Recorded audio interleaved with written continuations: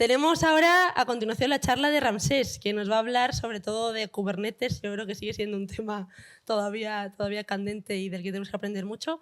Así que sin más dilación empezamos la charla. Muchas gracias, Ramsés. Muchísimas gracias.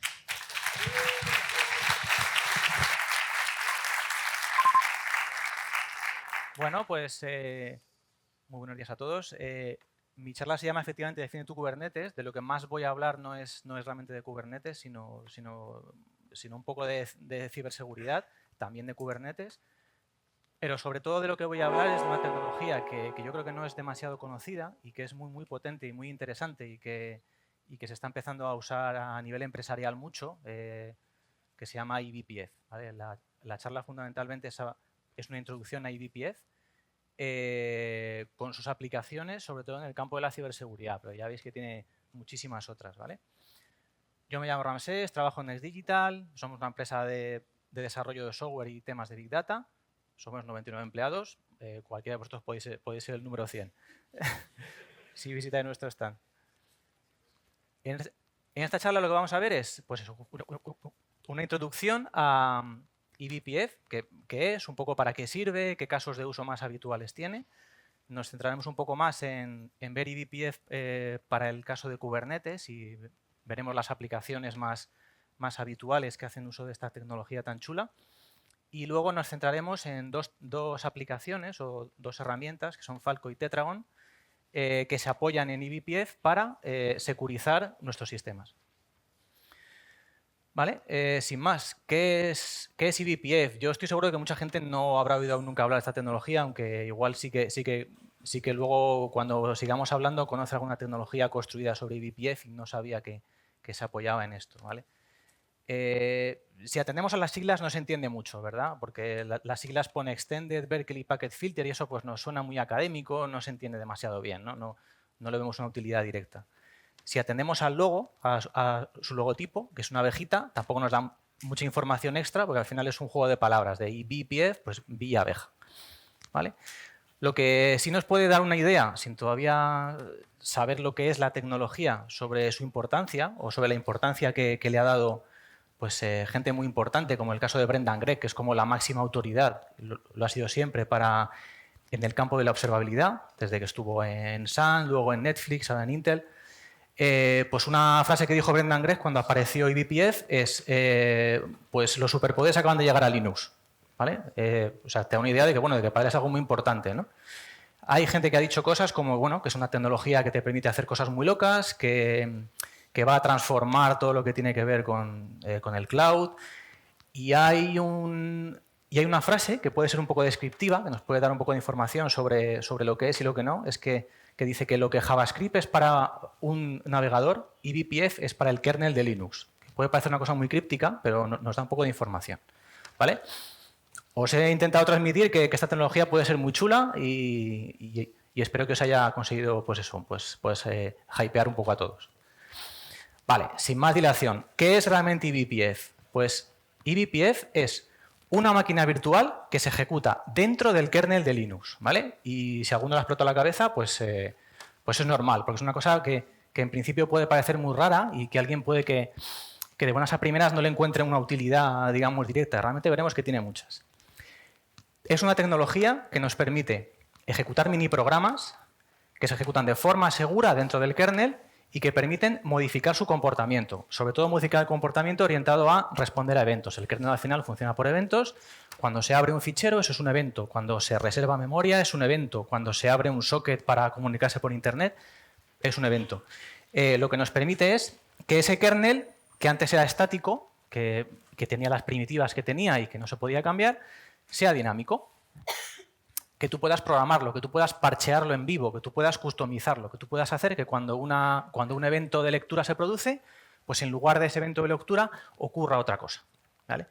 Y esto que parece muy de bajo nivel y realmente es de muy bajo nivel, pues habilita casos de uso muy interesantes en observabilidad, ciberseguridad y networking, ¿vale? Otra de las ventajas que tiene este enfoque de parchear en vivo el kernel es pues que no necesita recompilar, no necesita escribir módulos, que era algo que normalmente requería muchos conocimientos de bajo nivel. Aquí ya veremos que con pocas líneas podemos hacer cosas muy chulas. y sobre todo que esas aplicaciones se garantiza que no van a causar problemas, que no te van a causar un kernel panic, que es lo que te podía pasar si hacías un módulo del kernel tú a mano y no lo programabas bien.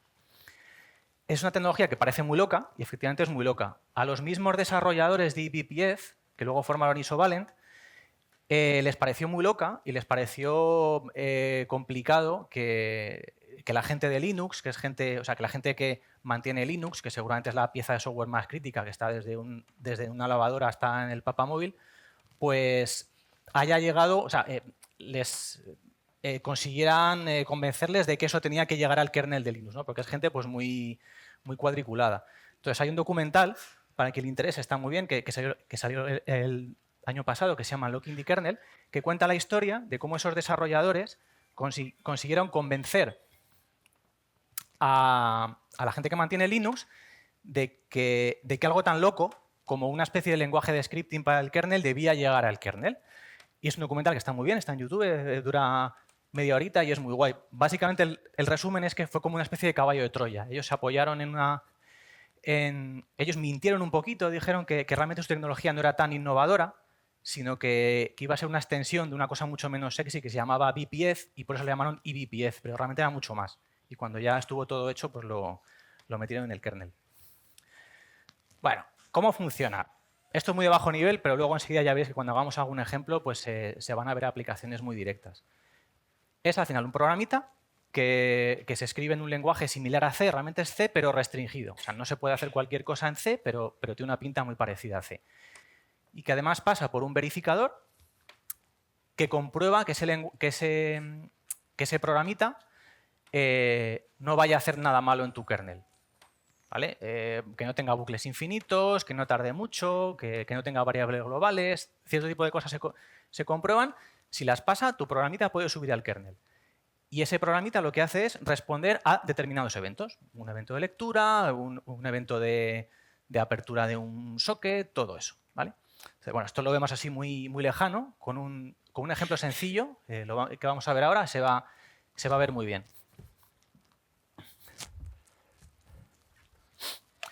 Bueno, lo que vamos a hacer es, pues os voy a enseñar un programita muy sencillo, que es casi un hola mundo en eBPF. Lo vamos a compilar, lo vamos a ejecutar y vamos a ver que es capaz de responder a eventos. ¿Vale?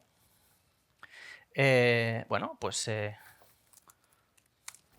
se ve bien, ¿no? Sí. ¿Qué pinta tiene un programita de estos? Para que veáis que, bueno, que no deja de ser C, tampoco es una cosa para asustarse. ¿Vale? Pues es un programita que lo que hace es un hook a la llamada open del sistema operativo. Cada vez que se lea un fichero o que se abra un fichero se va a ejecutar, y que lo que va a hacer es imprimir pues eso, que un proceso ha abierto un fichero, ¿vale? Sin más. Entonces ya veis que bueno, con 5 o 6 líneas se tiene algo pues que te sirve para monitorizar algo, ¿no? En este caso, pues monitorizar la apertura de ficheros a nivel global. ¿Vale? Bueno, pues lo vamos a compilar con una herramienta que se llama ECC. Sin más, se compila. Y lo vamos a ejecutar con una herramienta que se llama ecli. Como el comando es un poco más largo que invocarlo y ya está, yo lo tengo aquí preparado.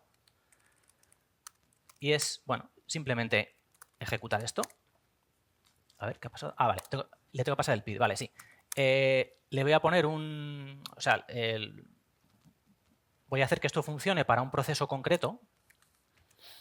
Y entonces voy a arrancar un script en Python que he hecho antes, que lo que hace simplemente es abrir un fichero en bucle. ¿Vale? Entonces esto me va a servir para, pues eso, como ejemplo, ¿no? Entonces, bueno, tenemos un script que abre ficheros y un PID que es el 97053. Pues entonces ejecutamos esto. Para el PID 97053. ¿Vale? Y ya veis que esto, bueno, pues se ejecuta, aparece ahí cierta entrada, y la salida de ese programa o los eventos que va trazando se pueden ver abriendo este fichero, que también me lo he dejado preparado.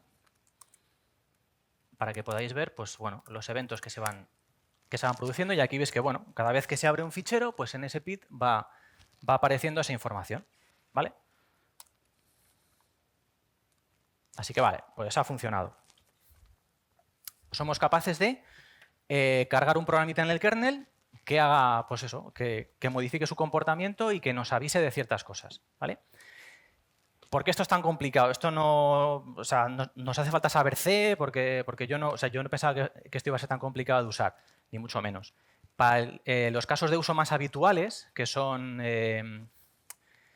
pues eso, monitorizar ciertas cosas que pasan en el sistema, cuando alguien abre un fichero, cuando alguien invoca pues a una URL, contadores para ver rendimiento de aplicaciones.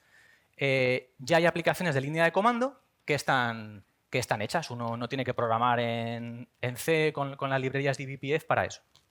Entonces, si queréis tener acceso a toda esta navaja suiza de programas, estos 20, 30 programas que te dejan hacer monitorización, observabilidad de tu sistema, lo podéis usar, lo tenéis disponible en vuestro, pues, tanto en vuestro laptop como seguro que en vuestros servidores, simplemente instalando esa aplicación, o sea, ese programa, o como se llame en vuestra distro de preferencia, ¿vale? Y son aplicaciones muy útiles que te permiten hacer cosas como las que hemos visto anteriormente, pero sin tener que programar. Los ejemplos que he preparado son estos dos. Son uno que se llama Python, una herramienta que se llama Python Flow, que lo que te permite es mostrar las llamadas a funciones que hace un programa, y la aplicación Ruby OpNew, que te permite mostrar los eventos, o sea, los objetos que se van creando. ¿Vale? Entonces, bueno, pues hay cientos de herramientas de ese estilo, y los hay en Java, y los hay en cantidad de lenguajes, pues en cantidad de otros lenguajes de programación. ¿Vale? Sin más, yo he preparado aquí dos programitas de prueba, uno en Python, que lo que hace simplemente es pues ejecutar funciones con cierta velocidad cada segundo, cada 2 segundos, cada 3 segundos, y otro programita en Ruby que lo que hace es iniciar un objeto. Hay una función por ahí que arranca un objeto de la clase person. Bueno, pues por ejemplo, si arrancamos el de Ruby, ¿vale? El PID 102.891, pues lo podemos monitorizar. 102.891, ¿vale? Y podemos ver, si lo paramos en un rato, pues los objetos que ha creado, por ejemplo. ¿Vale? Lo vuelvo a repetir. ¿Vale? Ya veis que ha creado, pues eso, como crea un objeto por segundo, pues ha creado tres objetos de la clase person. ¿Vale? Todo esto es instrumentación. Tú no tienes que poner un log en tu aplicación, sino que eBPF lo ve todo. Entonces no necesita que tú pongas, pues eso, ningún log, ningún modo de debug en la aplicación, ni nada, él lo ve todo. ¿Vale? Y este tipo de eventos son de espacio de usuario, hasta son configurables, todos los lenguajes de programación los suelen llevar para que funcione eBPF sobre ellos, y está muy bien. Ya veis que es otro caso de uso de eBPF que te permite ver cosas, te permite saber qué está pasando en un sistema. ¿Vale? Y luego, bueno, ¿y para qué más cosas puedo usar eBPF? Pues realmente para casi cualquier cosa que haga el kernel. Sobre todo, las tecnologías en las que más aporta son todo lo relacionado con la observabilidad, con lo que hemos visto parece obvio, porque bueno, lo ve todo, ve cualquier llamada al sistema, ve el kernel, ve los sockets, ve todo. Para temas de networking también tiene muchas utilidades y las veremos un poco después. Y para temas de ciberseguridad, un poco uniendo todo al anterior. Una aplicación o una tecnología que es capaz de ver todo lo que pasa en el sistema, pues es la aplicación ideal para temas de ciberseguridad. Si uno navega un poco por internet y ve qué más cosas hacen con eBPF, pues hay cantidad de cosas locas que se están haciendo, no ceñidas a esas tres áreas. Y lo que ellos te dicen es que, bueno, que al final es una tecnología que te permite pues, conseguir cosas que cuando le pedías a la gente del kernel de Linux o cuando lo tenías que hacer de otra forma, pues te podía tardar años, o directamente casos de uso que no se querían hacer, pues con eBPF te los haces tú mismo. ¿Vale? ¿Qué cosas se pueden hacer de observabilidad con eBPF? Son bastante obvias. En una aplicación puedes recolectar métricas, si ves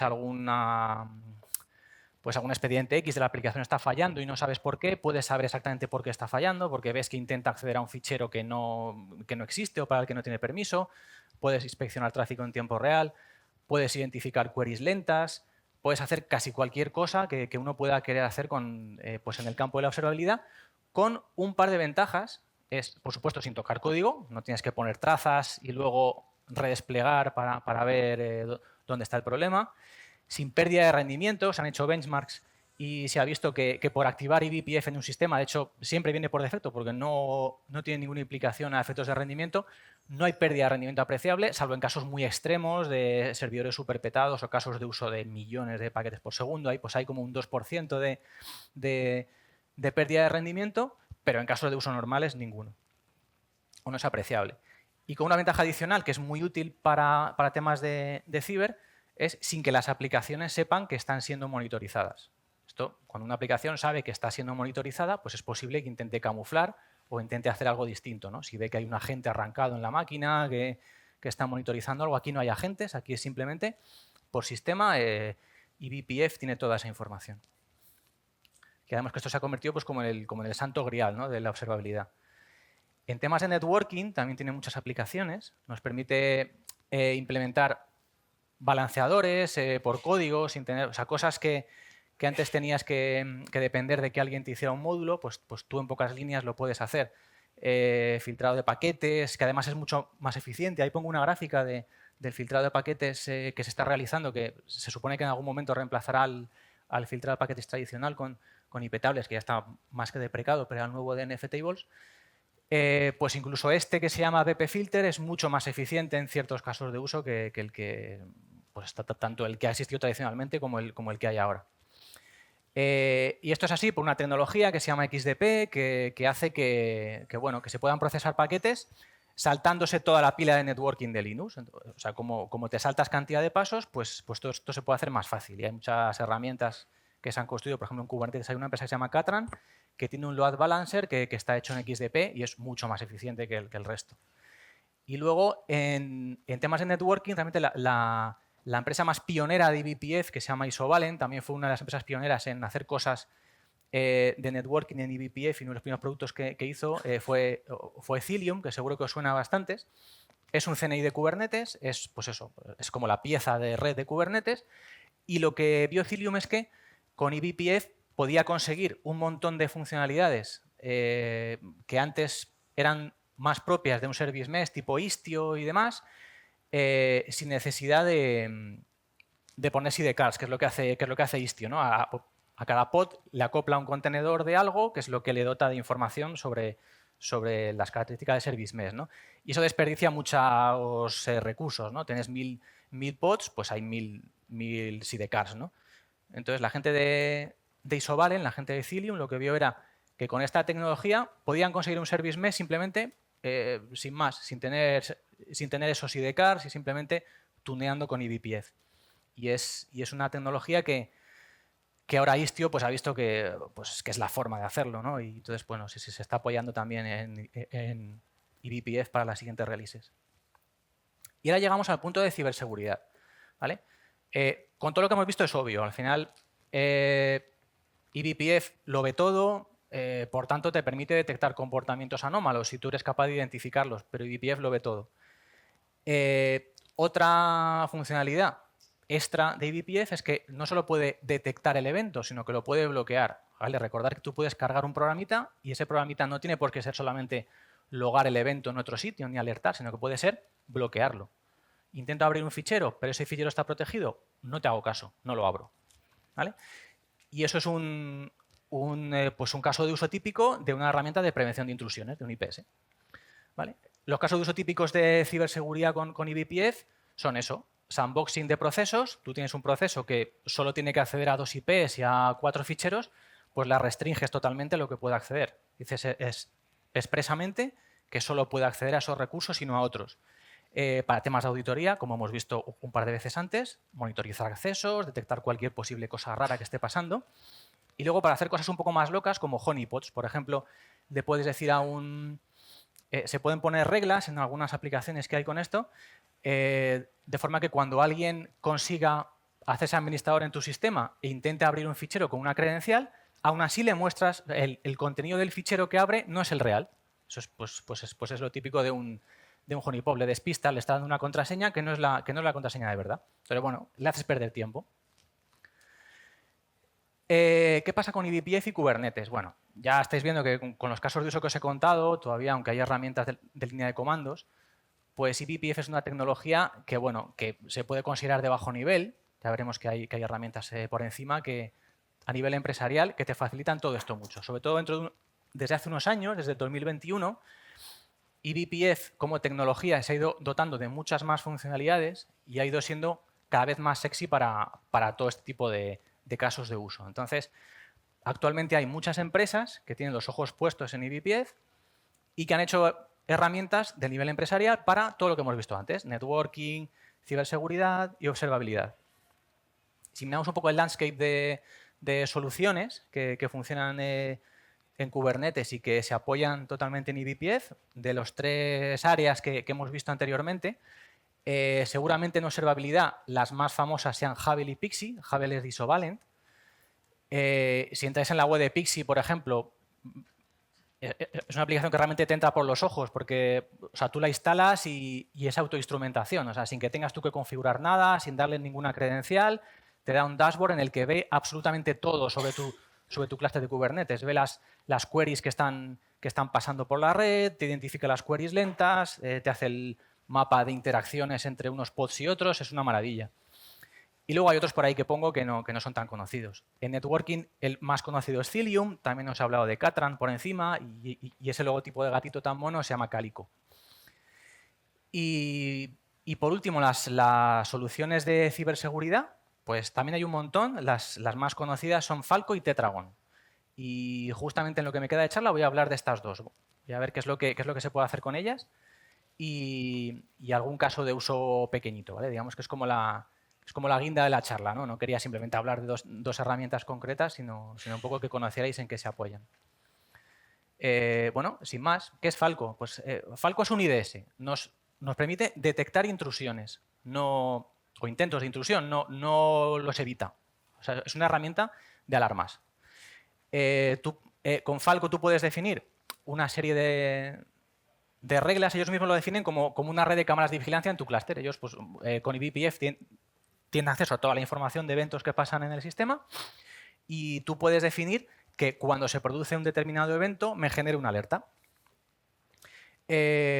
Como uso eBPF, pues igual que decíamos antes con Cilium, no hace falta tener SIDKs, no hace falta arrancar agentes, todo esto es muy sencillo, ¿no? Se instala simplemente como un daemon set, es un agente, pero en cada nodo, no es en cada pod. Y la última ventaja, y la ventaja fundamental, es que no necesita conocimientos de bajo nivel de eBPF, como hemos contado antes, sino que simplemente las reglas se definen con YAML y tienen esta pinta tan sencillita. Esta slide os pongo cómo se instala Falco.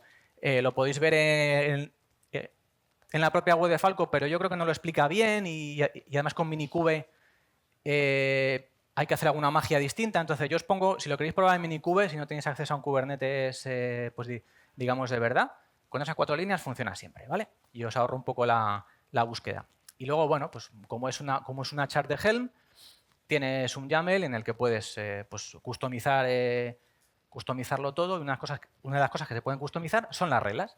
Las reglas tienen esta pinta, es que son bastante sencillas de entender. La parte, digamos, más representativa, pues es esta frase.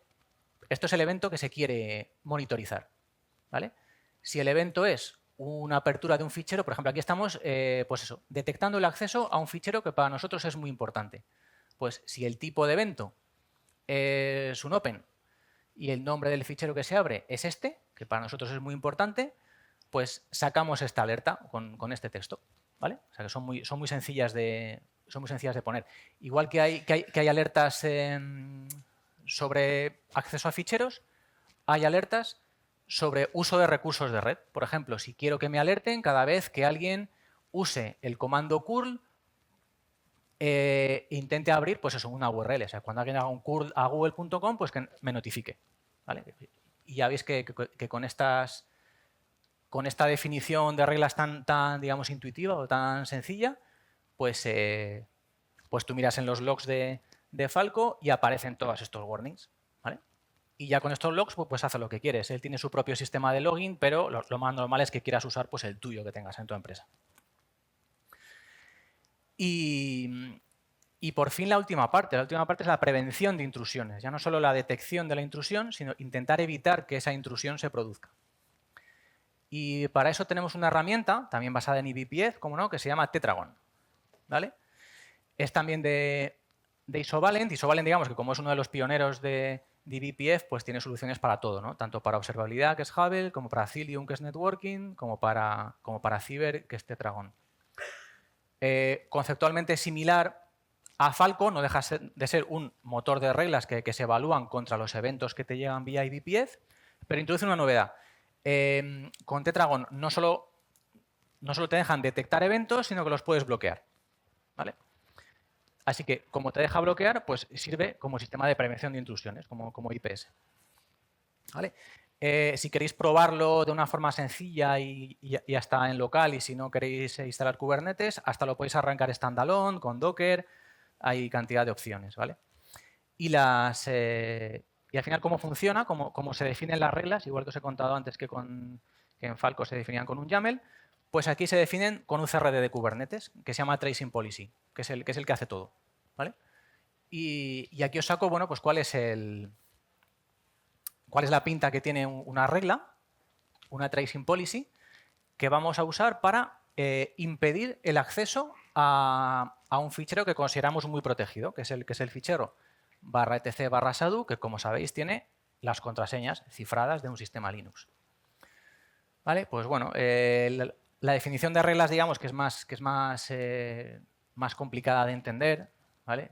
O sea, no es tan compacta como en el caso de Falcon, pero bueno, aquí veis que, bueno, pues que es un permiso pues, relacionado con ficheros y esto al final pues habla de este fichero concreto y la acción a realizar. En Falcon no había acción, porque la acción era simplemente logar el evento.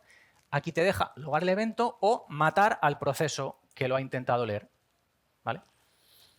Y aquí lo que os pongo en el ejemplo es, bueno, yo con esta regla soy capaz de detectar un intento de acceso a este fichero, aunque lo ejecute, o sea, aunque este intento de acceso lo haga root, da igual.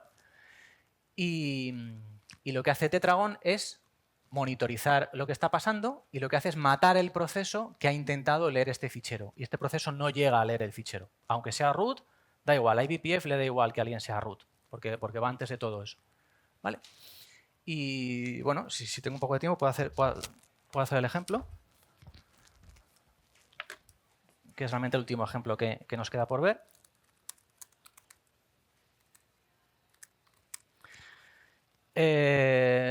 Podemos arrancar Tetragon.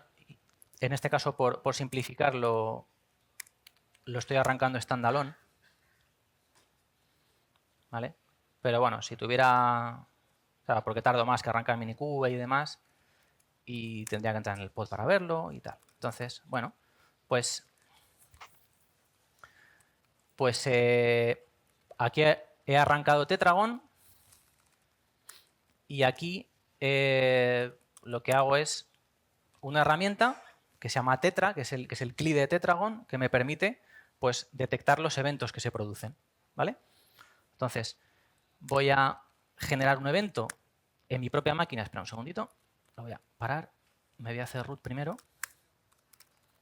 porque si no Tetragon no me deja hacerme root. ¿Vale? Tengo arrancado Tetragon en esta pestaña.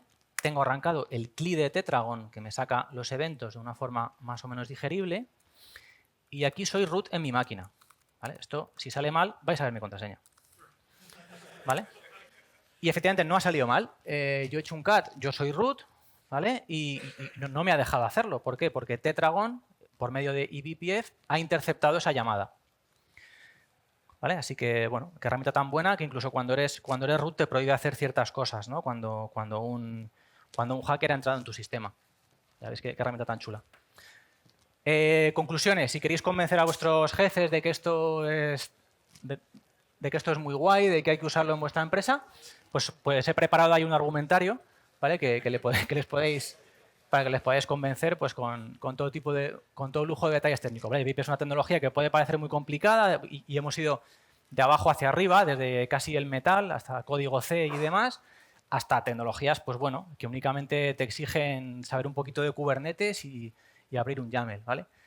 Y ya está. Muchas gracias.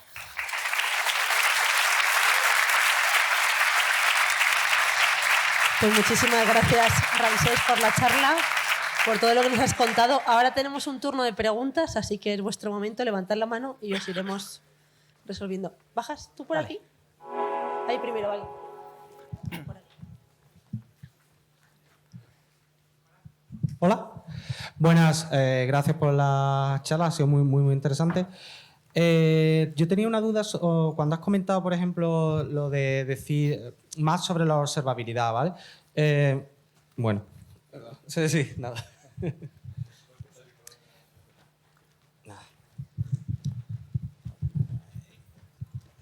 Pues eso, que cuando comentabas lo de la observabilidad, has comentado, por ejemplo, que podías ver el número de clases que se estaban creando, bueno, el número de objetos que se estaban creando en una determinada clase en Python. Sí. ¿Sería posible, por ejemplo, hacer ese tipo de observabilidad sobre un proyecto que está en Docker o que está construido sobre Docker o incluso sobre en el mismo Kubernetes, pero sobre un programa que esté hecho sobre la JVM? Es decir, ¿sería capaz de detectar ese tipo de información? Sí. O sea, si te instalas el programita este que os he puesto, que te da pues 20 o 30 clics con herramientas de utilidad, hay herramientas para Java, hay herramientas para Python, para Ruby, para los lenguajes de programación más populares. Y además, los lenguajes de las máquinas virtuales o los intérpretes de los lenguajes de programación que están en tu máquina, que están en Ubuntu, que están en las distros habituales, ya suelen venir con eso activado, porque tienen que venir con eso activado para funcionar. No es algo que funcione de forma mágica, porque son trazas de nivel de usuario. O sea, que lo que es el programa en sí las tiene que permitir emitir, no son cosas del kernel. Entonces, pero sí, efectivamente, con Java funciona, con Python, con Ruby, con los lenguajes más habituales. Y ya por último, has comentado de cuando... No se formula la pregunta. Ya está, lo dejamos luego, así. ¿vale? Luego, si te acuerdas. Dale. Gracias por la charla. Has comentado que es una especie de máquina virtual. Entonces, normalmente las máquinas virtuales tienen que tener es una especie de sandbox donde tiene muchas cosas limitadas. Aquí es casi como al revés. Pues es Dios, puede hacer de todo sobre lo que está monitorizando, pero ¿qué cosas no puedes hacer? Porque Lo que es el programita realmente está muy limitado. O sea, el número de líneas está limitado, la reserva de memoria que puede hacer está súper limitada, porque ten en cuenta que estás parcheando el kernel. No puedes hacer cualquier locura, ¿no? Pero dentro de esas cosas que puedes hacer, pues hay muchísimas posibilidades. Las posibilidades más obvias pues es engancharte a cualquiera de los eventos del kernel. Eso lo consigues con por 2 o 3 ejemplo, líneas y demás. puedes conectarte afuera y emitir a un servidor información. Si lo quisieras hacer, no lo harías realmente con un programita como el que hemos visto, sino que ya lo harías en espacio de usuario. O sea, no lo harías directamente en el kernel. Porque el programita de BPF está muy restringido. O sea, se pueden hacer 4 cosas. Esas 4 cosas son muy potentes. Pero ya si quieres hacer algo que sea importar librerías, que sea llevar el evento a otro sitio, guardarlo no sé dónde, todo eso ya lo harías en espacio de usuario. Hay una forma de escribir un programita de BPF que transfiere con todo el espacio de usuario y ya te puedes programar lo que quieras, si quieres en Python o en un lenguaje de alto nivel. Vale, entonces, sin de problema. alguna manera le pasa mensajes al Exacto. programa normal y Eso ese es. ya hace lo que quiere. Eso es. Y como puede hacer muchas cosas, ¿cómo difícil es que te instalen un programa con eBPF y que te Sí, hackeen? bueno, una cosa que no he contado pero que es obvia es que instalar un programa con eBPF requiere permisos de administrador. Ya sabéis que bueno, y si no sabéis os lo digo, los permisos de administrador, por lo menos en Linux, ya no son como eran antes, no es o root o nada, sino que ahora son muy granulares, ¿no? Entonces, tú en Linux hay una cosa que se llaman capabilities, y hay cientos de capabilities en Linux, Y una de ellas es usar eBPF. O sea, tú puedes ser administrador, pero que te hayan prohibido usar eBPF, o al revés, tú puedes tener todo restringido, pero que te dejen cargar eBPF. O sea, que tú ahí, pues ese binomio riesgo y capacidades que te dejen hacer, pues tú ya balanceas, ¿no? Tú como administrador, como root, tienes que ver, pues eso. Y hay que habilitarlo explícitamente. Claro, si quieres habilitarlo explícitamente, pues sabes que tienes acceso a eso, pero que un atacante también tendría acceso a eso. Así que ahí ya pues lo decides tú. Gracias. Hola. Sí, quería hacer una pregunta sobre, por ejemplo, cuando tienes varios de estos eventos que están suscritos a lo mismo, ¿se disparan a la vez por separado? ¿O va primero uno, luego otro? ¿O cómo? Se disparan a la vez. Vale.